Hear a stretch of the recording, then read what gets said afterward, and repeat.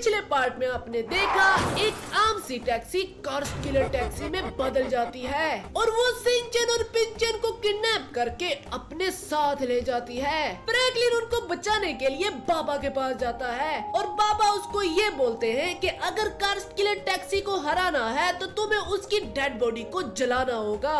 जब फ्रैंकलिन उसकी dead body को जलाने लगा होता है तो वहाँ पे कर्स्ट किलर टैक्सी आ जाती है। वो फ्रैंकलिन से ये सौदा करती है कि सिंचन पिंचन के बदले तुम उसको डेड बॉडी दे दो और फ्रैंकलिन उसके बातों में आके वो डेड बॉडी उसे वापस कर देता है, जिसके बाद वो कर्स्ट किलर टैक्सी इन तीनों को मारने के लिए इनके पीछे लगती है। लेकिन फ्रैंकलिन सिंचन पिंचन पुलिस वालों की मदद से जैसे तैसे करके वहाँ से भाग जाते हैं और वो सीधा उस बाबा के पास जाते हैं और बाबा उसको ये बोलता है कि उसने वो डेड बॉडी एक फैक्ट्री के अंदर रखी हुई है जहाँ पे बहुत सारे ज़ॉम्बीज़ हैं। लेकिन जब फ्रैंकलिन सिंचन पिंचन उस फैक्ट्री के अंदर जाते हैं तो देखते हैं उस बॉक्स के अंदर तो कोई डेड बॉडी है ही नहीं और फिर अचानक से वहाँ पे कर्स्ट किलर टैक्सी आ जाती है। और अब आगे अरे यार, ये कर्स्ट किलर टैक्सी यहाँ पर फिर से आ गई है और इसके साथ तो कितने सारे ज़ॉम्बीज़ हैं। फ्रैंकी भी इतने सारे ज़ॉम्बी से हम कैसे लड़ेंगे? अरे फ्रैंकी भी ये कर्स्ट किलर टैक्सी तो अब हमें जान से मार डालेगी। अरे फ्रैंकलिन, तुम लोगों को क्या लगा कि मेरी डेड बॉडी यहाँ पर होगी? अरे अब तुम सब मरने वाले हो। थोड़े से ज़ॉम्बी से हम बिल्कुल भी नहीं डरते, इतने तो ज़ॉम्बी हमने यहाँ पे आते साथ ही मार डाले थे। हम इनको भी मार डालेंगे। अरे हमारे पास बहुत ही ज्यादा खतरनाक वाली राइफल है।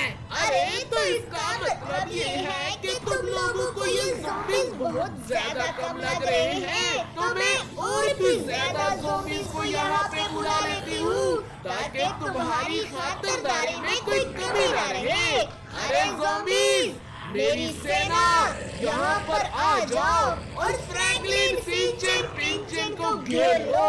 अब मुझे इन सबको मारने की कोई जरूरत नहीं है क्योंकि ये काम मेरे ज़ॉम्बीज़ खुद ही कर देंगे।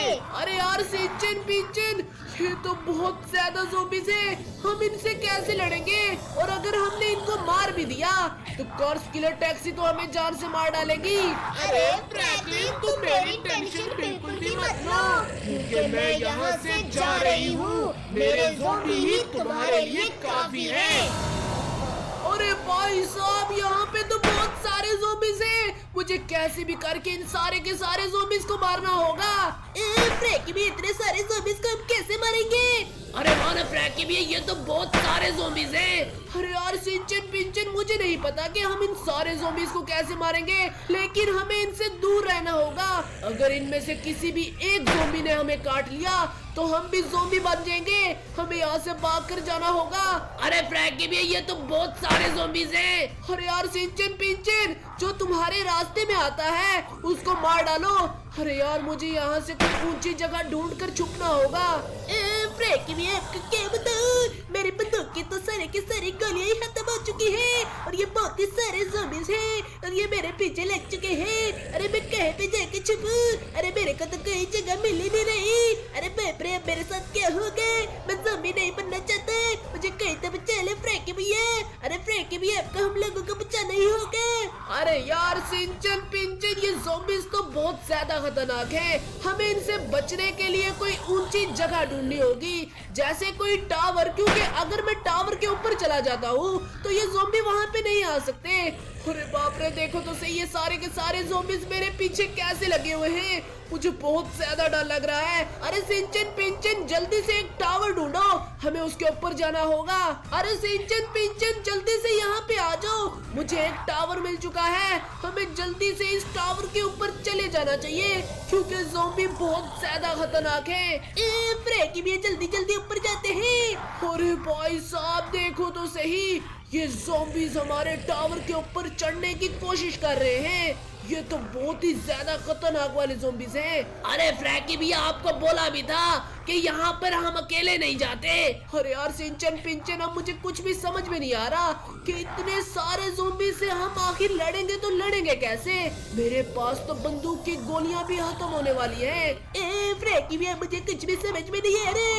इतने सारे ज़ॉम्बीज़ हैं, अगर आप इन सबको भी मारने की कोशिश करोगे तो आपकी बंदूक की गोलियां से पहले ही खत्म हो जाएंगी। अरे यार अब मैं क्या करूं? एक तो वो कार्स किलर टैक्सी इतनी ज्यादा खतरनाक है कि हम जब भी उसको मारने की कोशिश करते हैं वो कोई ना कोई रास्ता निकाल के वहाँ से बच जाती है और हमारे लिए एक नई मुश्किल खड़ी हो जाती है। अरे फ्रैंकी भैया हमें कैसे भी करके इस मुश्किल से निकलना ही होगा और उस कार्स किलर टैक्सी को मारना होगा। अरे यार मुझे नहीं लगता कि हम उस कार्स किलर टैक्सी को मार भी पाएंगे, क्योंकि ये तो देखो इतने सारे ज़ॉम्बीज़ हैं जो हमारे टावर के ऊपर चढ़ रहे हैं। अगर ये ऐसे ही चलता रहा तो ये बहुत ही जल्द टावर के ऊपर आ जाएंगे। फ्रैंकी भैया मेरे को बहुत ज्यादा डर लग रहा है। इसका मतलब ये है कि या तो आज हम ज़ॉम्बी बन जाएंगे या उनका खाना। अरे हाँ ना फ्रैंकी भैया मुझे भी ऐसे ही लगता है। मुझे ज़ॉम्बीज़ का खाना नहीं बनना और ना ही ज़ॉम्बी बनना है। अरे यार सिंचन पिंचन टेंशन तो मुझे भी बहुत ज्यादा हो रही है। अगर हमने कुछ भी ना किया तो ये ज़ॉम्बीज़ ऊपर आके हम सबको खा जाएंगे। अरे बाप रे, यहाँ पे तो बहुत सारे ज़ॉम्बीज़ हैं। इन सारे ज़ॉम्बीज़ को मारने के लिए ये मेरी गाड़ी बहुत ही ज्यादा ताकतवर है। इसी पल के लिए तो मैंने ये गाड़ी बना के रखी थी। अरे फ्रैंकलिन सिंचन पिंचन तुम लोगों को टेंशन करने की बिल्कुल भी जरूरत नहीं है, क्योंकि अपुन यहाँ पे आ चुका है और ये तुम सबको बचा के रहेगा। अरे बाप रे, ये ज़ॉम्बीज़ तो बहुत ज्यादा खतरनाक वाले ज़ॉम्बीज़ हैं। इनको मैं मशीन गन से मारूंगा। मेरी मशीन गन बहुत ज्यादा पावरफुल है। अरे सारे के सारे ज़ॉम्बीज़ आज तुम सब मरने वाले हो, क्योंकि लैमर के हाथों से बचना मुश्किल ही नहीं नामुमकिन है। अरे बाप रे, फाइनली तुम लोग ठीक तो हो। अरे मुझे बाबा ने बोला कि तुम लोगों को मेरी मदद की जरूरत है, इसलिए मैं यहाँ पे आया। अरे यार लेमर, अगर तू आज वक्त पे ना आता तो ये सारे ज़ॉम्बीज़ मिलके हम सबको खा जाते। ए लेमर भैया, आपने तो हमारी जान बचा ली। अरे हाँ ना लेमर भैया, ये ज़ॉम्बीज़ तो बहुत ज्यादा पावरफुल थे और आपकी गाड़ी के आगे ये ज़ॉम्बी टिक नहीं पाए। अरे बिड़ू, मेरी गाड़ी बहुत ही ज्यादा पावरफुल है। इसको मैंने खास कर मॉडिफाई करवाया था ज़ॉम्बीज़ के लिए। ए लेमर भैया, आपको कैसे पता चला हम यहाँ पे हैं? अरे बिड़ू, मुझे बाबा ने बोला था कि फ्रैंकलिन सिंचन पिंचन खतरे में है, तुम जाके उनकी मदद कर दो। अरे यार लेमर, तूने बिल्कुल ठीक किया है। अगर तू आज टाइम पे ना आता तो ये सारे के सारे ज़ॉम्बीज़ मिलके हम सबको मार डालते। अरे बिड़ू, मेरे को एक बात की समझ नहीं आई, ये ज़ॉम्बीज़ यहाँ पे कर क्या रहे थे? अरे यार लेमर, मैं तुझे क्या बताऊं, ये सारे के सारे ज़ॉम्बीज़ उस कार्स किलर टैक्सी की वजह से आए और ये सब उसकी सेना थी। अरे बाप रे, ये कार्स किलर टैक्सी तो बहुत ज्यादा खतरनाक है। लेमर भैया, है ना, ये बहुत ही ज्यादा खतरनाक वाली कार्स किलर टैक्सी है। जब भी हम इसको मारने की कोशिश करते हैं ये हमें मार डालती है। अरे हाँ ना लेमर भैया, ये हमसे 2 कदम आगे रहती है। अरे यार लेमर, इस टैक्सी को मारना इतना ज्यादा भी आसान नहीं होने वाला। उस बाबा ने बोला था कि हमें इसको मारने के लिए उसकी डेड बॉडी को जलाना होगा और उन्होंने ये भी बोला था कि उसकी डेड बॉडी एक पुरानी सी फैक्ट्री में है। हम जैसे ही उस फैक्ट्री के अंदर गए, वहाँ पे बहुत सारे ज़ॉम्बीज़ थे, लेकिन हमें उसकी डेड बॉडी वहाँ पे नहीं मिली। अरे बाप रे, तो फिर उसकी डेड बॉडी होगी तो होगी कहाँ पे? अरे यार सिंचन, इन्हीं सवालों का जवाब लेने के लिए हमें वापस से बाबा के पास जाना होगा। अरे फ्रैंकी भैया, तो फिर जल्दी से चलते हैं बाबा के पास। अरे भाई साहब, तो फाइनली हम बाबा के पास आ चुके हैं। अभी गाड़ी को जल्दी से मैं यहाँ पे पार कर देता हूँ। अरे लेमर, जल्दी से आजा, हम बाबा से बात करते हैं। अरे बाबा जी, आपने तो बोला था कि वो डेड बॉडी उस बॉक्स के अंदर है, लेकिन वहाँ पे तो कोई डेड बॉडी थी नहीं। अरे बच्चा, मुझे लगता है कि वो कार्स किलर टैक्सी बहुत ज्यादा खतरनाक है। उसे हमारे आने का पता चल गया होगा, इसीलिए उसने डेड बॉडी को छुपा दिया फिर से। अरे बाबा जी, तो इस बार आप फिर से जादू करके कुछ करो ना। अरे हाँ ना बाबा जी, अपना जादू चलाओ और पता करो कि वो डेड बॉडी कहाँ पे है। अरे मैं अपने जादू की मदद से पता करता हूँ कि वो डेड बॉडी कहाँ पे है। ओम प्रेम जमंडा, मुझे उस डेड बॉडी को दिखाया जाए। असंभव, ऐसा नहीं हो सकता। अरे नहीं, मेरा जादू काम नहीं कर रहा। अरे बाबा जी, क्या मतलब आपका जादू काम नहीं कर रहा? अरे वो कार स्केलेट टैक्सी इतनी ज्यादा खतरनाक है कि अब मैं उसकी लोकेशन नहीं बता सकता तुम लोगों को, तुम्हें खुद से ढूंढनी होगी। अरे यार बाबा जी, हम उस डेड बॉडी को आखिर खुद से ढूंढ कैसे सकते हैं? लॉस सैंटोस इतना ज्यादा बड़ा है और हम हर जगह उस डेड बॉडी को कैसे ढूंढेंगे? और अगर अब फिर से हमें वो कार स्केलेट टैक्सी मिल गई तो हम सबको जान से मार डालेगी। अरे हाँ, मैं समझता हूँ कि अगर अब तुम्हें वो कार स्केलेट टैक्सी मिली वो तुम लोगों की जान ले लेगी। इसलिए अब मुझे लगता है कि तुम्हारे सवालों के जवाब एक गांव से मिलेंगे। तो इसका मतलब ये है कि हमें उस गांव में जाके पता लगाना होगा कि वो डेड बॉडी आखिर कहाँ पे है। अरे यार लेमर, हमें जल्दी से यहाँ से जाना होगा। अभी हमें पहाड़ों के दरमियान एक गांव है, वहाँ पे जाना होगा, क्योंकि हमारे सारे के सारे सवालों के जवाब हमें वहीं पर मिलेंगे। अरे यार सिंचन पिंचन, फाइनली हम उसी गाँव के एंट्रेंस में पहुँच चुके हैं। अरे आपको गाड़ी यहीं पर पार करनी होगी। अरे क्या मतलब भैया, हमें गाँव के अंदर जाना है? अरे नहीं, आप गाड़ी गांव के अंदर नहीं लेके जा सकते, हमारे गांव के कुछ नियम हैं। अरे यार, बड़े अजीब से नियम हैं। इसका मतलब ये है कि हमें इस गाड़ी को यहीं पर पार्क करके अंदर जाना होगा। अरे वो एक पीछे जंगल में एक कब्र है, हमें उसके बारे में कुछ जानकारी चाहिए थी। अरे हमें कुछ भी नहीं पता। अगर तुम्हें उसके बारे में कुछ भी जानना है तो गाँव के लास्ट में एक बाबा बैठा हुआ है, जाके उससे पूछ लो। अरे यार सिंचन पिंचन, इन सब में से किसी को भी कुछ भी नहीं पता और ये बोल रहे हैं कि एक बाबा से जाके मिल लो, शायद उसको कुछ ना कुछ पता होगा। अभी हमें जल्दी से वहाँ पे जाना होगा। अरे सिंचन पिंचन जल्दी से आ जाओ, मुझे लगता है कि हमें वो बाबा मिल चुका है। अरे ये रहा वो बाबा। अरे बाबा जी, मुझे उस पुरानी कब्र के बारे में जानना था जो जंगल के किनारे में है। अच्छा ठीक है, मैं तुम्हें उस आदमी की कहानी सुनाता हूँ जिसकी वो कब्र है। अरे ये कहानी एक आदमी की है जिसका नाम राघव था। राघव के माता पिता उसको बचपन में ही छोड़कर चले गए थे। राघव जिस गांव में रहता था उस गांव के लोग राघव से बहुत ज्यादा नफरत करते थे और उसको बहुत ज्यादा मारते थे। राघव बेचारा चुपचाप उन सब की मार खाता रहता था और कुछ भी नहीं बोलता था। वो लोग राघव को मनहूस बोलते थे। राघव मनहूस नहीं था, बल्कि उसको एक बीमारी थी जिसकी वजह से उसका शरीर बहुत ही ज्यादा बुरा दिखता था। राघव दिल का बहुत ही ज्यादा अच्छा इंसान था।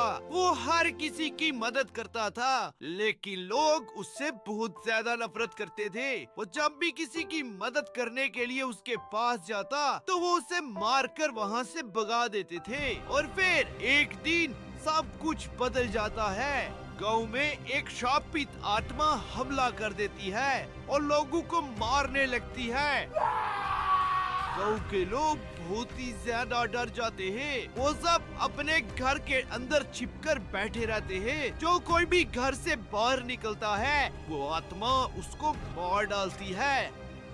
और फिर एक दिन सब गांव वाले हिम्मत करके एक बाबा के पास जाते हैं और वो बाबा उनको ये बोलता है, अरे इस आत्मा को हराने के लिए तुम में से किसी एक को अपनी बलि देनी होगी। उसका मतलब ये था कि कोई एक इंसान जो इस आत्मा को अपने अंदर समा ले, लेकिन जो भी ऐसा करेगा वो मारा जाएगा। वो सब गांव वाले बहुत ज्यादा परेशान हुए।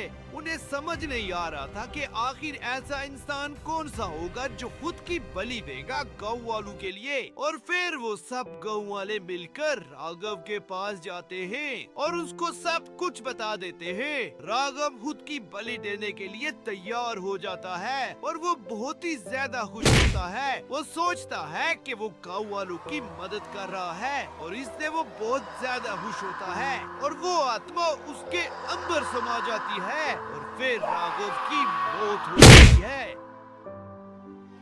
मरने के बाद सारे गांव वाले मिलकर उसको एक कब्र के अंदर कैद कर देते हैं। वो आत्मा और राघव उस कब्र के अंदर कैद थे, लेकिन फर्क इतना था राघव की मौत हो चुकी थी, लेकिन आत्मा अभी भी जिंदा थी। लेकिन जब वो कबर टूटी तो वो आत्मा वहाँ से आजाद हो चुकी थी। कार्स किलर टैक्सी के अंदर चली गई। अगर तुम उसकी डेड बॉडी को ढूंढ रहे हो तो तुम्हें उसके पुराने घर पे जाना होगा। मुझे लगता है कि उसकी डेड बॉडी वहीं पर होगी। फ्रैंकी भैया जल्दी जल्दी राघव के पुराने घर पे चलते हैं। अरे हाँ ना फ्रैंकी भैया, मुझे लगता है कि डेड बॉडी वहीं पर होने वाली है। अरे हाँ ना, मैं अभी उसी के घर पे जा रहा हूँ। लेकिन राघव बहुत ही ज्यादा अच्छा इंसान था, उसके साथ बहुत ही ज्यादा गलत हुआ है। अरे हाँ ना बेड़ू, गाँव वालों ने उसके साथ अच्छा नहीं किया, इसीलिए हमें उसके घर पे जाके उसकी डेड बॉडी को जलाना होगा। इसके बाद ही जाके उसकी आत्मा को शांति मिलेगी। फ्रैंकी भैया जल्दी जल्दी चलो। फ्रैंकी भैया देखा तो सही, वो टैक्सी फिर से वापस आ चुकी है। अरे आज मैं इन सब में से किसी को भी जिंदा नहीं छोड़ूंगी। आज तुम सब मरने वाले हो।